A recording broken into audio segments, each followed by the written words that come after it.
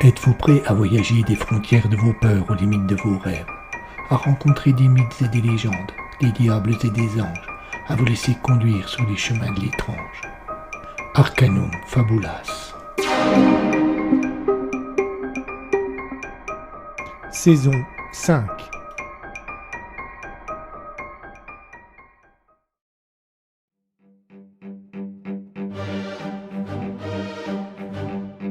Il n'aurait rien dû rester. Même pas un souvenir. Surtout pas un souvenir.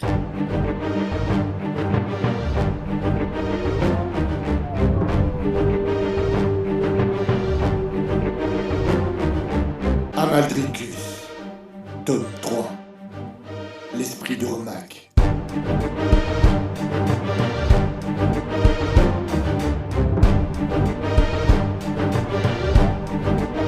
Épisode 1.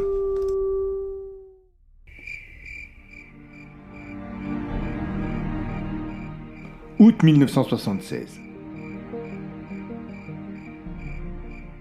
La nuit pesait de tout son poids sur la forêt. Il avait fait beau toute la journée et la chaleur était encore là. Les sons étaient diffus, non identifiés et surtout très lointains, accordant place ici à une véritable sensation de sérénité.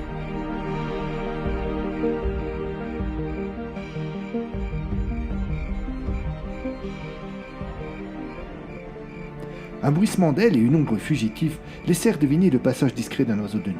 Un cri étrange témoigna de la présence toute proche d'un rongeur.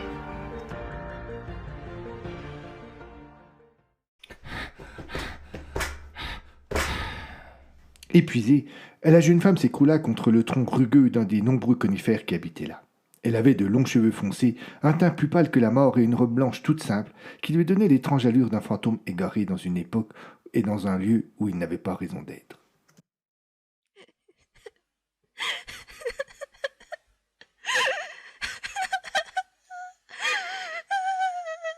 Rapidement, son essoufflement laissa place à des sanglots et, comme si elle traînait derrière elle la pire des épidémies, toute sensation de paix s'évanouit de la forêt jusque-là si tranquille.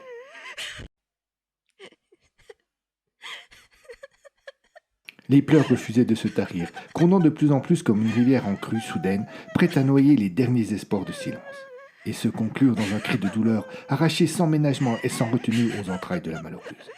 Elle se leva et tituba, elle ne devait pas abandonner maintenant, et sa volonté prit le dessus. Elle se remit à courir, mais stoppa net au bout d'une vingtaine de mètres. Ses yeux avaient changé, retrouvé une certaine sérénité. Elle regarda ses mains, ses bras comme si elle les voyait pour la première fois, puis, après un court flottement, fit demi-tour. Comme elle arrivait à hauteur de l'épicéa contre lequel, un peu plus tôt, elle avait trouvé appui, elle se prit soudainement la tête dans les mains en hurlant « Non !» Son regard perdit de nouveau toute assurance. Elle fit encore une fois demi-tour et repartit en courant. Elle disparut dans l'obscurité plus rapidement qu'elle en était sortie. Quelques-uns de ses pas résonnèrent encore avant qu'elle ne devienne définitivement qu'un souvenir.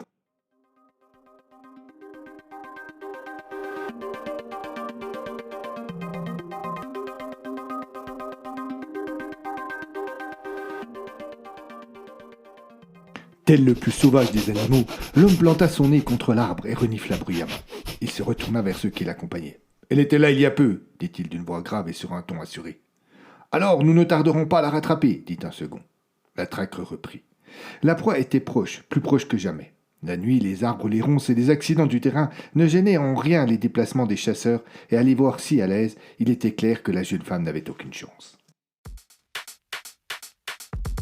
Ils couraient côte à côte, le visage avancé, le corps tendu, les gestes souples. Ils fendaient l'air plus à la manière de redoutables félins que d'humains. Comme s'ils lisaient dans l'esprit des uns des autres, ils stoppèrent net.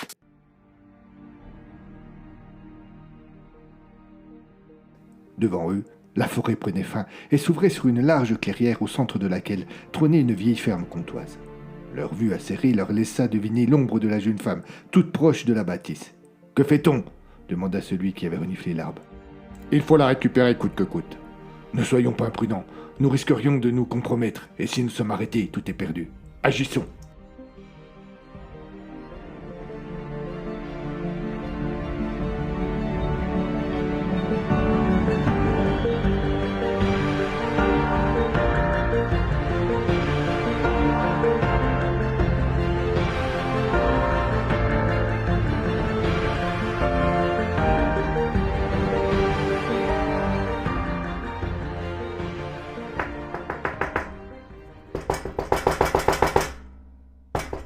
En frappant à la porte de la ferme, la jeune femme tremblait. Elle était si proche du but. Un mélange d'ultime angoisse et de grand bonheur envahissait toutes les parties de son corps. Toc toc! Aucun bruit, aucune réaction. Aurait-elle eu la malchance de trouver une maison vide? Elle frappa avec plus d'insistance, et la peur reprit le dessus. Cela recommençait. Elle le sentit de nouveau monter en elle. Une larme coula sur ses joues. Elle n'avait plus, pour l'instant, la force de lutter. La porte s'ouvrit sur un homme d'une 50aine d'années. « Je peux vous aider, mademoiselle » demanda-t-il, surpris par l'étrange apparition qui se tenait devant lui.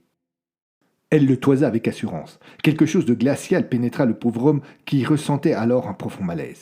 « Un verre d'eau, s'il vous plaît » demanda la femme d'une voix rauque. Il n'était pas loin de minuit, et l'homme ne put cacher sa surprise d'être dérangé à pareille heure pour un verre d'eau. Il eut un doute. « Vous êtes certaine, mademoiselle, que vous n'avez pas besoin d'aide ?»« Je vous dis non, je veux de l'eau, c'est tout » lança-t-elle en colère. « Bien, bien, entrez. Non, je vais patienter ici. » L'homme ne comprenait plus, mais il s'exécuta. Il disparut à l'angle d'un couloir. La jeune femme sentit une présence. Elle fit volte-face. Les 5 chasseurs étaient là.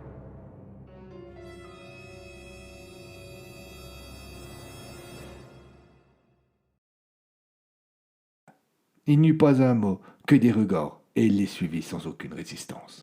Lorsque le fermier revint à la porte, l'étrange fantôme n'était plus là. Il ne demeurait aucune trace de son passage. Il se sentit un peu idiot avec son verre d'eau à la main. Il sortit sur le perron, appela, mais il n'eut aucune réponse. L'étrange malaise qu'il avait ressenti précédemment le saisit alors de nouveau. Il prit soin de fermer la porte à double tour et regagna sa chambre.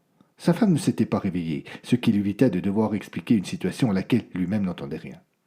Il ne put trouver le sommeil, le visage de son étrange visiteuse revenant sans cesse dans son esprit. Ce n'est qu'une heure plus tard qu'il eut une révélation. Il savait où il l'avait déjà vue. Il bondit de son lit, son épouse grogna sans sortir de son sommeil. Il gagna le salon, décrocha son téléphone. « Allô, police? Ici la ferme de la Genotte. »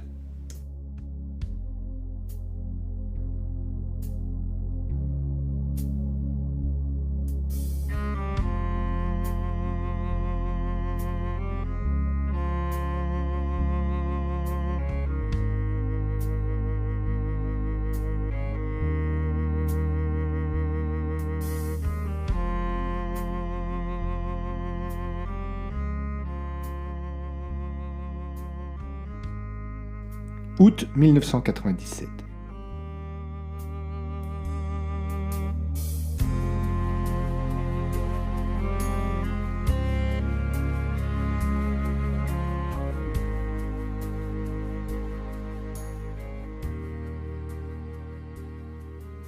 Karen regardait la fenêtre. Au travers des carreaux mal lavés, elle voyait les barreaux, et c'est seulement au-delà des barreaux qu'elle devinait vaguement le ciel. Et le ciel était gris, sans la moindre fantaisie, sans la moindre éclaircie. Elle descendit de son lit à étage, s'approcha du lavabo fixé dans un coin de la pièce, fit couler un peu d'eau fraîche qu'elle se passa sur le visage. Elle regarda l'heure à sa montre, à peine 7 heures du matin. Un petit sursautement lui rappela qu'elle n'était pas seule dans la cellule. Nathalie, sa co-détenue, dormait encore profondément, et Karen eut un sourire. Elle aussi avait retrouvé des nuits paisibles depuis quelques années. Il ne venait plus hanter ni ses cauchemars, ni ses rêves les plus doux, et pourtant, chaque matin en se réveillant, elle y repensait. Elle ne pouvait s'empêcher d'y penser. Simplement, elle le faisait peut-être avec un peu plus de sérénité et moins de passion. Était-elle devenue fataliste? Avait-elle accepté d'avoir été jouée comme cela, abusée? Elle s'étira, une façon comme une autre de faire quelque chose, pour penser à autre chose. Le petit déjeuner n'allait pas tarder d'arriver, mais il lui fallait trouver comment tuer la demi-heure d'attente qui lui restait. Elle jeta de nouveau un regard par la fenêtre. Dehors, d'ici, rien ne semblait avoir bougé. De toute façon, en prison, rien ne semble jamais devoir bouger. C'est bien ce qu'elle avait compris en 20 ans de détention, la moitié de sa vie. Que ne donnerait-elle pas pour voir quelque chose bouger? Elle se rallongea sur son lit et fixa le plafond dans un silence complet. Ces grands moments de méditation du matin. Sans s'en rendre compte, elle ferma les yeux. Elle ne sombra pourtant pas dans un vrai sommeil, juste une demi-inconscience, et il y eut un petit bruit métallique. Elle se redressa et chercha nerveusement d'où il pouvait venir. Elle tourna la tête vers le lavabo. Son visage se crispa, un stigmate d'horreur barra ses traits encore très jolis. Il se tenait là, debout, devant cette maudite porte fermée de l'extérieur qui l'empêchait de sortir, mais n'avait pas su lui interdire d'entrer. Elle ne se demanda même pas comment il avait fait, elle ne le connaissait que trop. Il était grand, sa carrure était impressionnante, et malgré son âge avancé que l'on devinait à ses traits ridés, il n'était pas le moins du monde revoûté.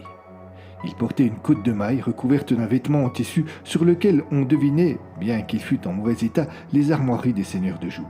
6 bandes noires entrecroisées sur fond d'or. Elle voulut hurler, mais aucun son ne sortit de sa bouche.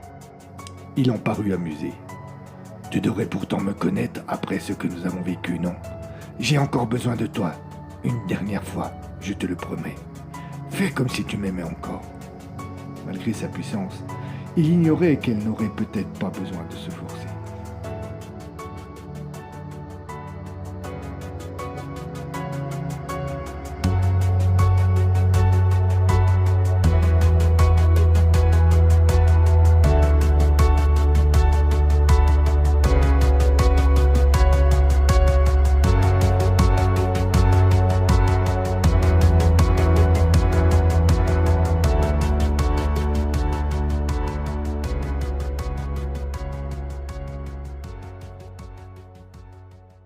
Les 2 gardiennes avaient quelque chose de Laurel et Hardy.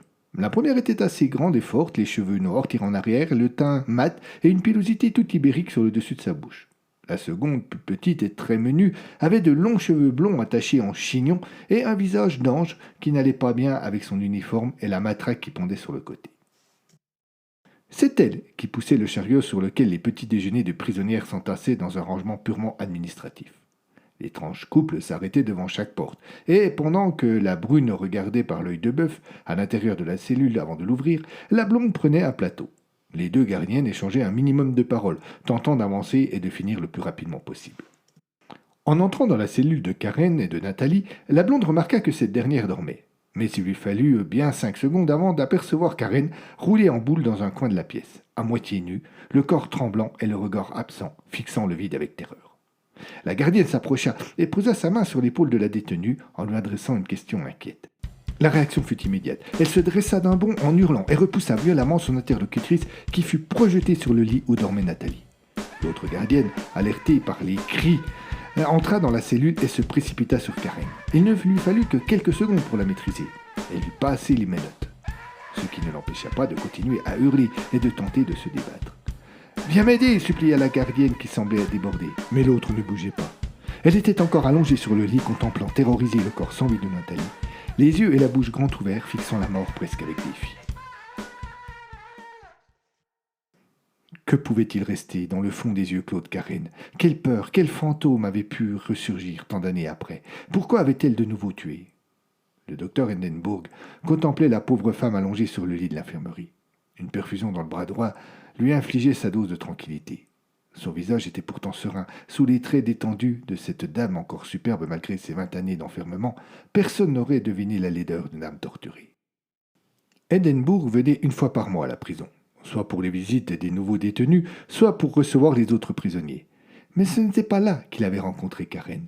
Il l'avait connue avant, à une époque de sa vie où il n'était pas encore docteur, mais simplement un gamin d'une dizaine d'années qui passait ses vacances chez ses grands-parents, dans le Haut-Doubs, juste au pied du fort de Joux.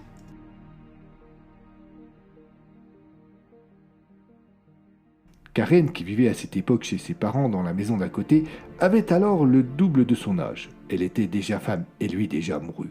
Un amour frustrant, corps irréalisable. Comment plaire à une femme qui ne voit en vous qu'un enfant? Et puis, il eut l'affaire. Les choses horribles que cet ange aux cheveux et aux yeux sombres avait commises l'avaient traumatisé. Pendant des années, il avait plus ou moins consciemment refusé d'y croire. Pour lui, elle était restée cette jeune fille au sourire magique et si doux qu'il voyait passer sous les fenêtres de la cuisine.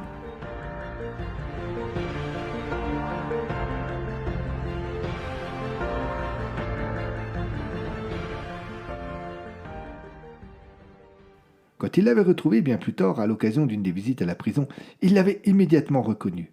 Mais pas elle, et il en avait été considérablement blessé. Malgré cela, il lui avait cherché des excuses, toutes ces années en prison. Et puis un jour qu'il l'auscultait, il s'était d'un seul coup senti gêné. Osant à peine relever la tête, il s'était aperçu qu'elle le regardait avec insistance. Il avait essayé de reprendre un peu de prestance en lui demandant si quelque chose n'allait pas. « J'ai l'impression de vous connaître », avait-elle dit en souriant. « Ah bon » avait-il répondu tout penaud. « Oui, vous n'êtes pas le petit Rick ?» Eric Endenburg avait à ce moment baissé la tête. Il avait également rougi. Voilà bien des années que personne ne l'avait plus appelé le Petit Rick. Depuis la mort de son grand-père, en fait. C'est lui qui l'avait affublé de ce surnom et qui l'avait poursuivi jusqu'à l'adolescence. « Mais oui, avait repris Karen, très sûre d'elle cette fois-ci. Vous veniez en vacances chez vos grands-parents qui habitaient juste à côté de chez moi. » Faisant semblant de recouvrer une mémoire qu'en fait il n'avait jamais égarée, Eric confirma.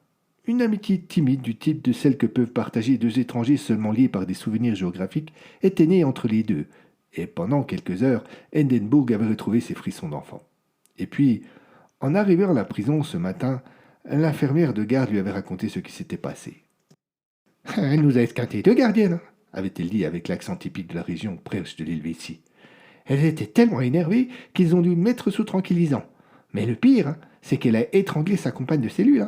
Sans doute se sont-elles battues. » Et Eric avait reçu la nouvelle comme on reçoit une claque.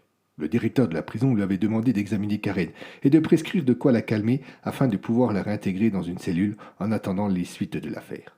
Il avait cessé l'injection de tranquillisant afin qu'elle reprenne lentement conscience.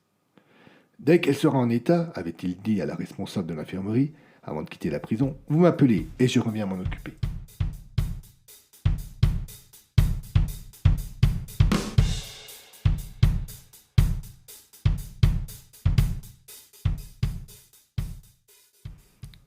Le bureau mis à la disposition du docteur Endenburg à la prison était petit et tout gris, mais largement suffisant pour ce qu'il en faisait. Le mobilier était inclassable, un ensemble irréel de briques et de brocs assemblés dans une esthétique toute relative. On l'avait appelé vers 6 heures du soir, mais il n'avait pu venir qu'une demi-heure plus tard. Le soleil d'été, qui avait commencé à descendre lentement, était légèrement voilé par quelques nuages. Il parvenait malgré tout à pénétrer dans le bureau pour le rendre un peu plus agréable. Karen entra, entourée de deux policiers aux mines peu avenantes. Elle avait les yeux rouges et les mains entravées par une paire de menottes qu'un des deux gardiens lui enleva dès qu'elle fut assise. Endenburg était très mal à l'aise. Il ne savait pas quoi lui dire et opta finalement pour ne lui parler que de ce qui s'était passé. « Bien, dit-il, sans le regarder, il va falloir que je vous ausculte. Si vous voulez bien vous lever. » Les deux policiers avaient reculé jusqu'à la porte et de chaque côté de cette dernière, ils avaient pris une position d'une symétrie parfaite. Les jambes légèrement écartées, les mains dans le dos. Karen laissa Eric faire son travail sans rien dire, mais le docteur remarqua des larmes sur ses joues. Quand il eut terminé, il retourna s'asseoir à son bureau et invita la jeune femme à s'asseoir également. Il prit son stylo et commença à rédiger son ordonnance. Karen le fixait dans un silence presque inquiétant, puis elle parla. « Ce n'est pas moi qui ai tué Nathalie, je vous le jure. C'est lui, simplement parce que je lui ai dit non. » Endenburg posa son stylo, et sa première pensée fut qu'il n'était pas psychiatre. Il chercha un peu d'aide auprès des deux policiers, mais ces derniers demeuraient immobiles. Tout juste un sourire qui cachait mal son envie d'éclater de rire se dessinait sur le visage du plus petit des deux. « Ce n'est pas moi qui ai tué Nathalie, » répéta-t-elle sur un ton monocorde, qui ne laissait aucun doute sur le fait qu'elle savait pertinemment que personne ne la croirait.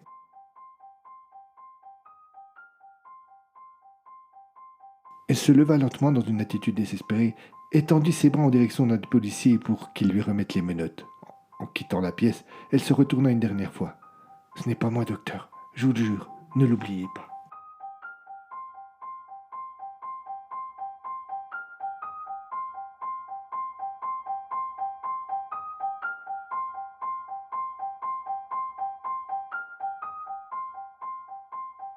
Karen se laissa reconduire dans sa nouvelle cellule, une cellule d'isolement, sans opposer la moindre résistance. Elle semblait complètement absente, et elle n'éclata en sanglots que lorsque la porte fut refermée. Prostée sur un coin de son lit, les genoux remontés sous le menton comme si elle cherchait à prendre le moins de place possible, elle attendait une chose que seule elle savait devoir arriver.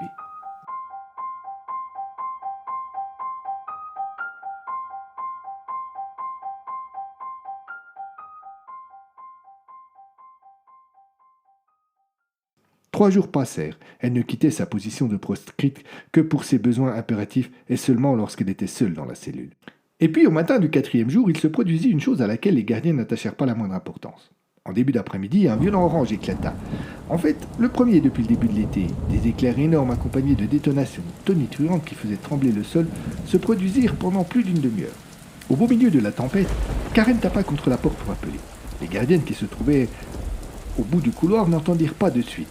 Et quand enfin elles entrèrent dans la cellule, elles s'aperçurent que quelque chose venant de l'extérieur, peut-être l'orage, avait fait voler en éclats la vitre, et que la pluie et le froid s'engouffraient dans la pièce.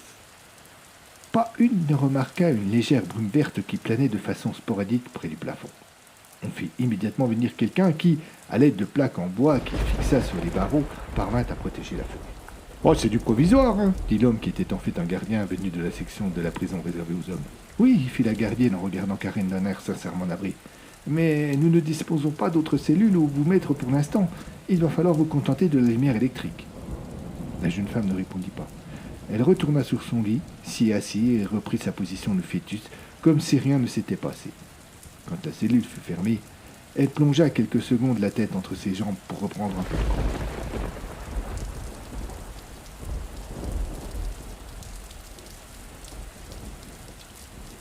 Quand elle la releva, un loup se tenait assis devant elle à l'autre bout de la pièce.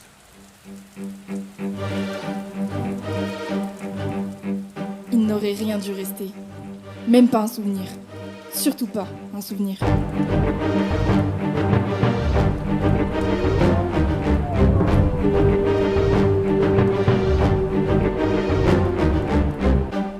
À suivre.